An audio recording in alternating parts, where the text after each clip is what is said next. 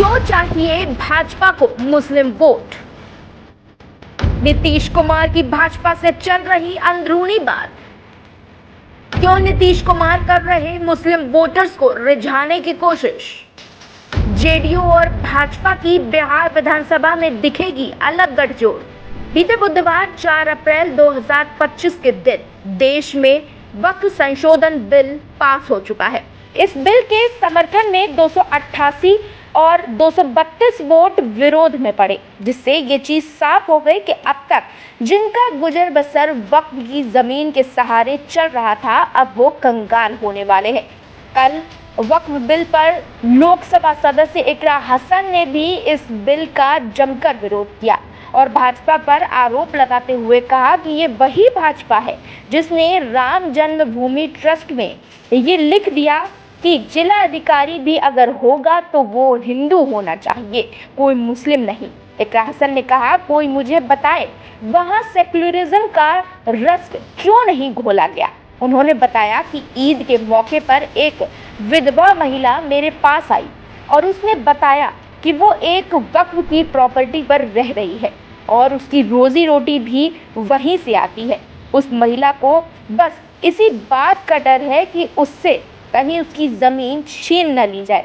उन्होंने कहा कि वो एक अकेली ऐसी महिला नहीं है, बल्कि लाखों लोग हैं जो वक्फ की संपत्ति से अपना रोजगार चला रहे हैं और इस बिल के पास होने से लाखों लोग सड़क पर आ जाएंगे।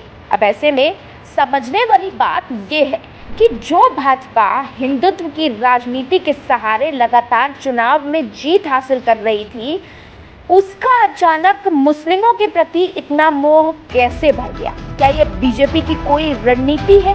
आखिर क्यों भाजपा को मुस्लिमों का वोट चाहिए?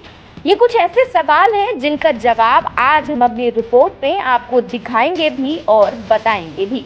दरअसल इसके पीछे साल के आखिरी में होने वाले बिहार विधानसभा चुनाव और 2027 में होने वाले यूपी विधानसभा चुनाव है। राजनीति के जानकारों के मुताबिक भाजपा को 3 तरह के वोट मिलते हैं। पहला कोर वोटर, दूसरा पार्टी से सहानुभूति रखने वाले वोटर और तीसरा फ्लोटिंग वोटर। कोर वोटर में बीजेपी औरंगजेब विवाद, संबल विवाद, इसके अलावा पार्टी से सहानुभूति रखने वाले और फ्लोटिंग वोटर के लिए बीजेपी सौगात है मोदी, इसने ही यात्रा जैसे कार्यक्रम चलाती है। मुसलमान बीजेपी के दूसरे और तीसरे कैटेगरी के वोटर्स में आते हैं। अब जरा बीजेपी के इस फॉर्मूले को बिहार के संदर्भ में देखते हैं। बिहार विधानसभा की 243 में से 32 सीटें ऐसी हैं जहां 30% से ज़्यादा मुस्लिम वोटर हैं, यानी 32 सीटें मुस्लिम बहुल हैं। इन 32 सीटों में से 7 सीटों पर लगातार बीजेपी जीतती चली आ रही है। 2020 के बिहार विधानसभा चुनाव में बीजेपी ने 12 और जेडीयू ने 6 सीट जीती थी, जबकि कांग्रेस को 5 और आरजेडी को 5 सीटें मिली थी। अब एक बार फिर से बीजेपी सिर्फ मुस्लिम वोटर्स पाने के लिए कई तरह के पैतरे आजमा रही है, जिसमें से एक पैतरा है बिहार के मुख्यमंत्री नीतीश कुमार का साथ। और कहीं न कहीं नीतीश कुमार बीजेपी के साथ के बिना अधूरे हैं। बिहार विधानसभा चुनाव में नीतीश कुमार की हर तिगड़ा कामयाब होती जा रही है, लेकिन लोकसभा चुनाव में उनकी काबिलियत बिल्कुल भी काम नहीं आती। लोकसभा चुनाव में नीतीश कुमार को हर हाल में बीजेपी की जरूरत होती ही होती है।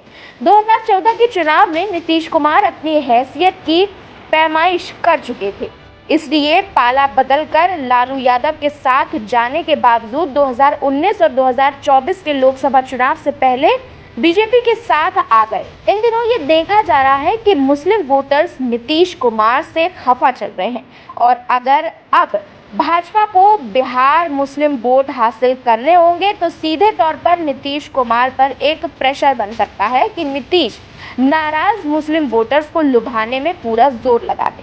आपको बता दें कि वक्फ बिल के सपोर्ट के असर का नमूना नीतीश कुमार ने अपनी इफ्तार पार्टी में पहले ही देख लिया है, लेकिन ऐसा भी नहीं कि मौका पूरी तरह गंवा चुके हों। मुस्लिम वोटर्स को समझाने के लिए नीतीश कुमार ने अपने पास अब भी बहुत कुछ बचा कर रखा है।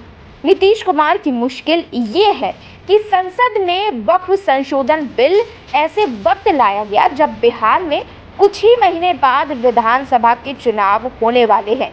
नीतीश कुमार ये भी जानते हैं कि बीजेपी का साथ ही चुनावी नैया पार करवाएगा, लेकिन इफ्तार के बहिष्कार के बावजूद मुस्लिम वोटर को अपनी बात समझाने का उपाय भी नीतीश पहले ही ढूंढ चुके हैं। जेडीयू के तरफ से वक्फ संशोधन बिल में बदलाव के सुझावों का हवाला देते हुए मुस्लिम वोटर की नाराजगी को कम करने की लगातार कोशिश हो रही है। एनडीए के साथ लंबे अरसे से रहते हुए भी नीतीश कुमार ने बीजेपी के हिंदुत्व के कोर एजेंडे से खुद को अलग जरूर रखा था, लेकिन 3 तलाक, धारा 370 जैसे मुद्दों पर मजबूरी में ही सही बीजेपी का साथ देना नीतीश को भारी पड़ गया। नतीजा ये हुआ कि मुस्लिम समुदाय का नीतीश कुमार से मोह भंग होता जा रहा है। यह पहला मौका था जब नीतीश कुमार की इफ्तार पार्टी का मुस्लिम समुदाय ने जोरदार तरीके से विरोध किया। नीतीश कुमार की इफ्तार दावत का बहिष्कार करने वालों में all India Muslim personal law board और इमारत ए शरिया सहित 7 मुस्लिम संगठन शामिल थे। अब ऐसे में देखने वाली बात ये होगी कि अगर नीतीश कुमार ने बीजेपी से अपना पैर खींच लिया तो बीजेपी पर मुस्लिम वोटर्स का क्या असर पड़ेगा। ऐसे ही और लेटेस्ट अपडेट के लिए देखते रहिए दस्तक न्यूज़ 24।